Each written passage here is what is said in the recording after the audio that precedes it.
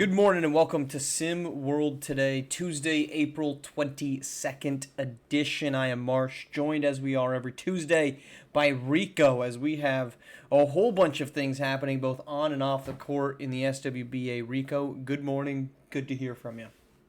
Oh man, thanks a lot for having me, and good morning to you. It's always a pleasure to be here on SW today. Look, we've got to normally we go a little bit longer on three topics, but I think we gotta dive into one, and that is the disaster that continues to unfold. Just when you think the ship has sunk, somebody pops up from below water and says, "No, there's still more to go down," and it just keeps getting worse and worse. And that continued yesterday with the disastrous news conference. I think I'm using disastrous with them too many times, but it all feels accurate. The disastrous news conference from Nico Harrison and the article in ESPN that talked about all of the inner workings of this blow up. What the hell is happening, Rico? Because continues to be a PR nightmare with the GM saying he didn't think Luka Doncic meant as much to the Dallas Mavericks fan base as he did. How out of touch is this guy who also managed to fire everybody in the building who wasn't a yes man, who had any connection to the best player in franchise history and the second best player in franchise history? I don't know how this guy still has a job. Yeah, and I don't even know if he's going to continue on next season. I think I saw a stat that said that look, they traded number 77, and 77 days later, the Mavericks season ends. How about that? And so, look, I mean, with this guy, I'm not sure, the reports about just the whole situation with the medical staff and all the stuff that's going on with the Dallas Mavericks. I think that, yeah, I mean, it certainly seems like a guy that has been just out of touch with just what, Luka really meant to this franchise and just really the direction of this franchise. Like I really question just the moves across the board as just what he was doing. It just doesn't make sense at all. This is so in case you're not aware, fired the essentially the head of player health and development, who was very close with Dirk, who I think has gone on to work with Dirk.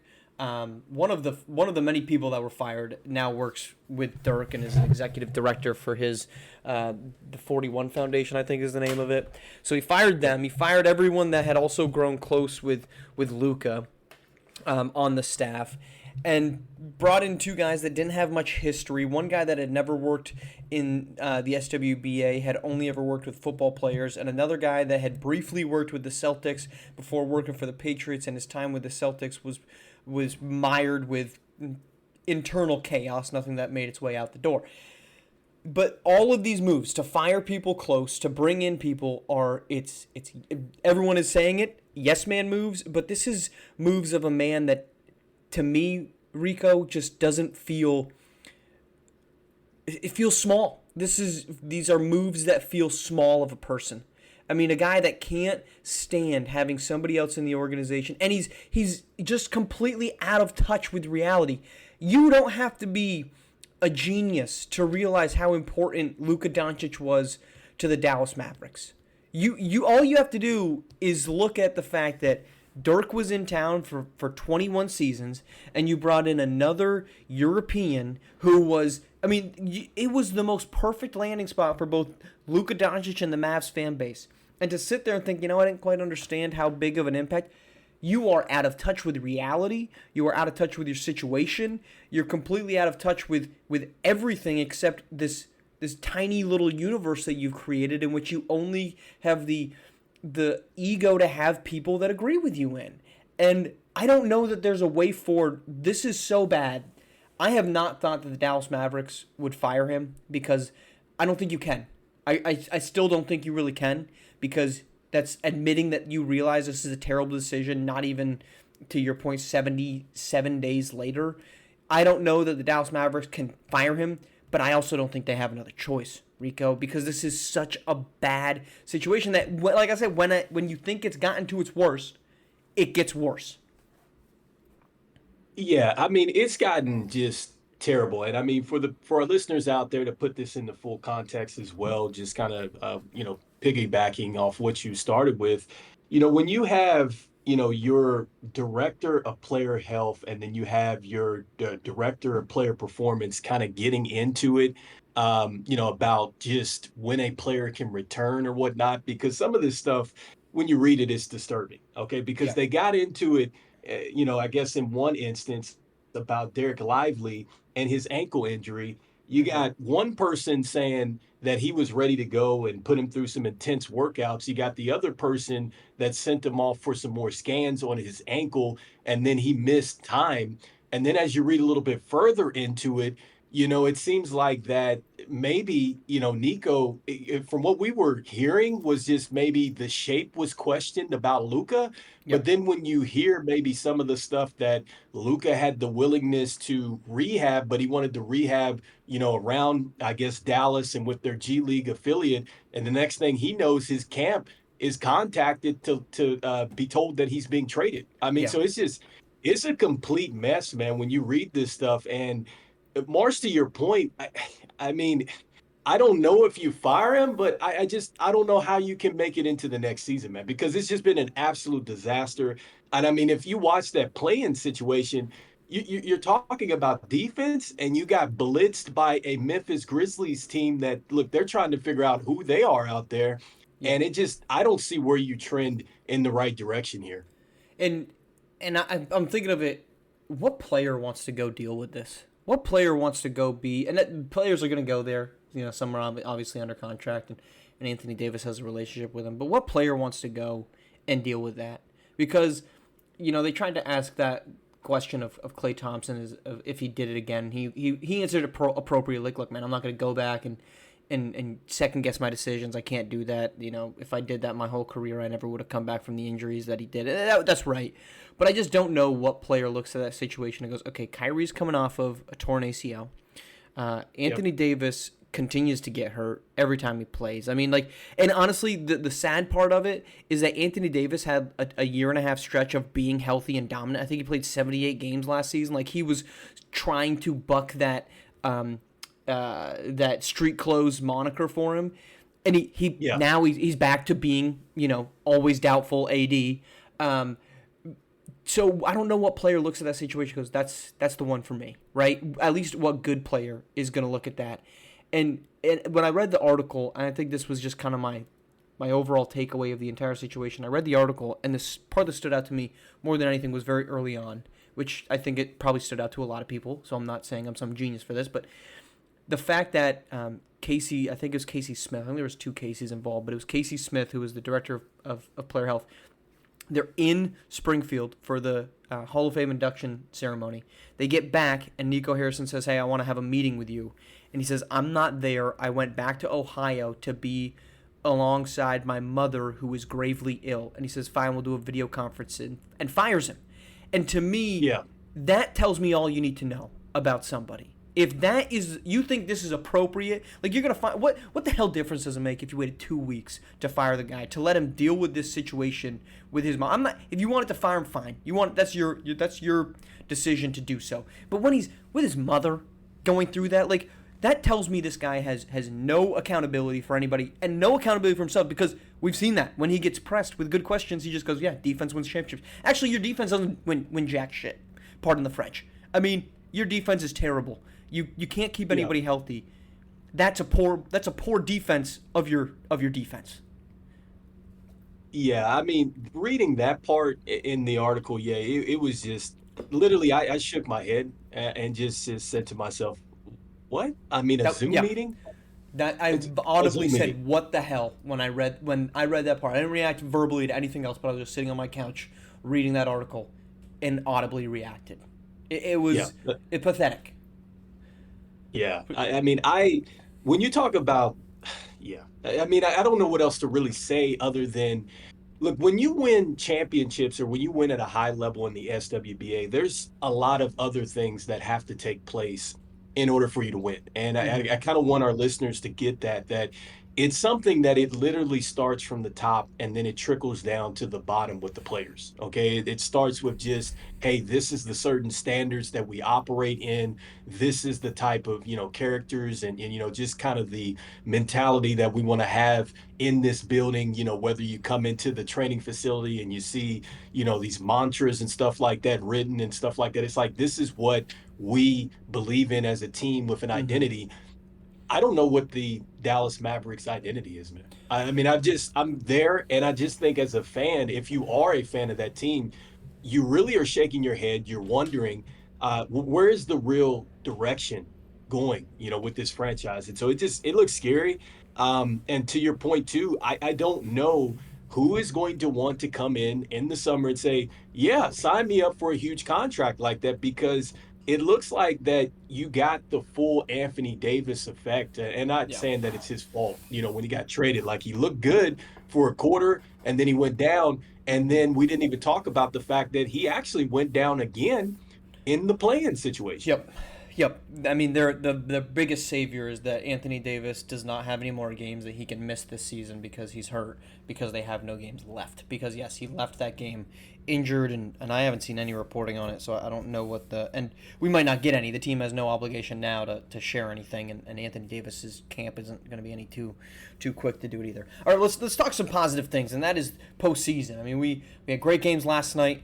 Tonight we get a pair of the 6 and 7 seeded Wolves and Warriors try to go up 2-0 on the road. Rico, what's the best storyline in your opinion right now in the SWBA playoffs? Oh man, put me on the spot. I think that the best storyline right now, um, well, if we're just focusing on the games that are going to take place, I would say just the focus that I've seen with the Timberwolves. I think that that is probably the best storyline of what we're going to see tonight.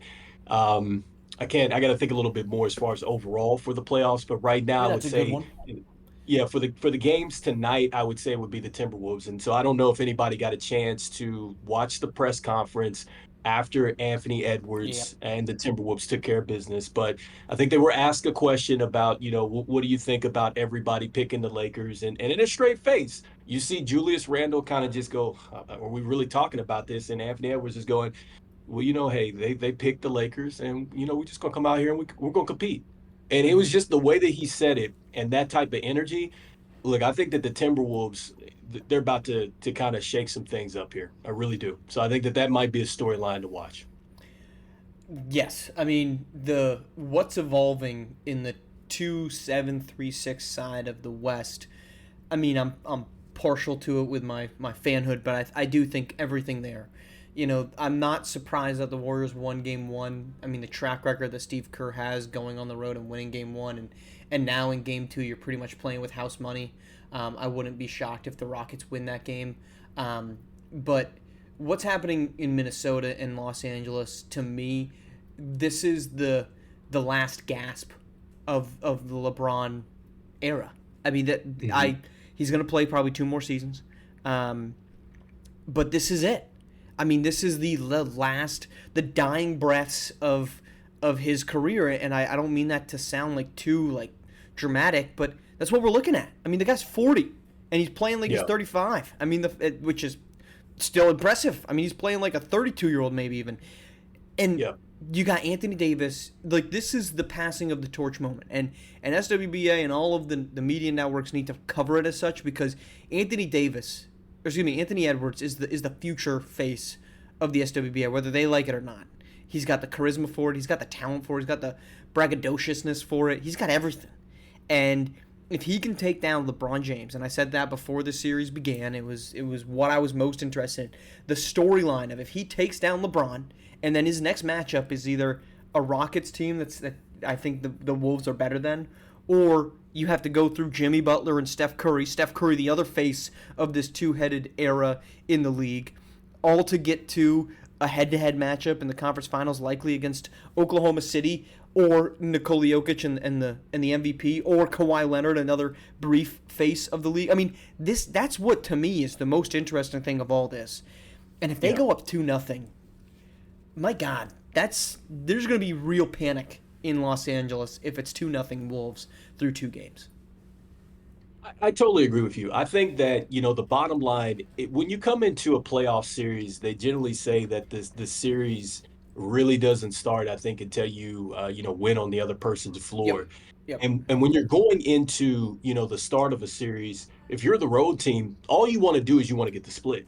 And Yep. so the Timberwolves came out They did. They and did. they got the split. And the way that they got the split, Marsh, I must say I'm very impressed with that because the Lakers came out and they hit the Timberwolves, I mean, right in the And yeah. gut with the gut punch. And the way that they responded, that was terrific. And then the fact that Anthony Edwards actually went down in this game and came back too as well.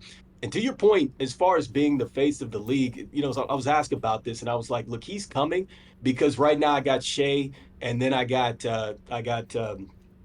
no, or yeah, Nikola Jokic up there, Yep. but he's coming. I mean, he's definitely coming, and I think that he's having right now. This is his legacy moment. I think that we saw that in the Denver series last year.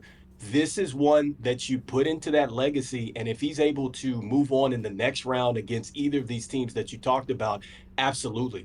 Because I think a lot of people are not talking about the fact that I think he led in 3-pointers or something Yep. like that as far as Mm-hmm. percentages or hits. I got to look at the Total threes. statistics, but Total threes. okay, yeah, perfect. So he's extended his game and the athleticism, it's off the chart. I mean, just the way that he can get to the basket at will and then get to the free throw line if he needs to. I mean, he's that guy. And I think that Anthony Edwards to me is becoming a bit of a clutch player, man. Like if they're down in games and stuff like that, I wouldn't turn off the television. I think that there's a real possibility that Ant-Man and the Timberwolves can come back in any game now. They they are there. I mean, I talked about this with Rick last week. They need the second fiddle for him. I Yeah. don't know that it was ever Carl Anthony Towns. If we're being quite honest, I think there's a lot of flaws in his game that don't really carry over to winning basketball in the postseason. And up until last season, that would trend correctly. They couldn't even get there.